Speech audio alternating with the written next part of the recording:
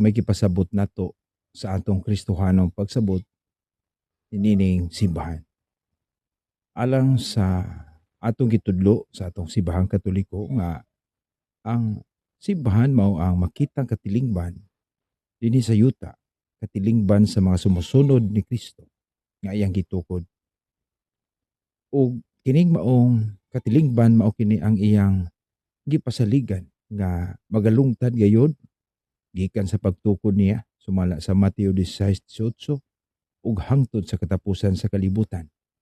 Nganuman nga kinahanglan lungtad man o mo-exist kining maong simbahan hangtod sa katapusan sa kalibutan.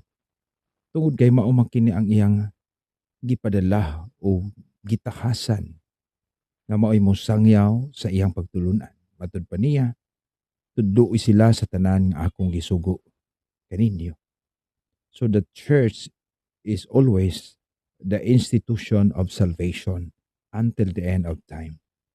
Unya, kining maong simbahan sa atong pagsabot, mao kini ang pundok sa mga magtotoo ni Kristo nga gihiusa diha sa pagtuo, gihiusa diha sa iyang mga pagtulunan, sa pagtuo ug sa samang sakramento nga iyang gidawat ug sa sama nga pagsimba. Okay? The church is one in its faith, sacraments, and its worship. Unya, ang maong katilingban usab nagsunod sa otoridad nga gibilin sa Ginoo. Nga mao kini ang Santo Papa diha sa Roma nga mao ang sumusunod ni San Pedro. Si Kristo mismo mao'y nagpili sa leader niining maong institusyon. Sa dihang pagpili niya ni San Pedro, ihatag ko kanimo ang mga yawi sa gingharian sa langit. Ang imong idili dinhi sa yuta, idili dito sa langit. Mateo 16:19. Ug human si Kristo na banhaw sa wala pa siya mosaka sa langit, iyang gitawag si Simon Pedro. Ug iyang gipangutana, gihigugma mo ba ako sa makatulo? Ug mitubag si Pedro sa makatulo usab, gihigugma, o ikaw Ginoo. Ug sa makatulo usab giingnan sa Ginoo, atiman na ang ako mga karnero.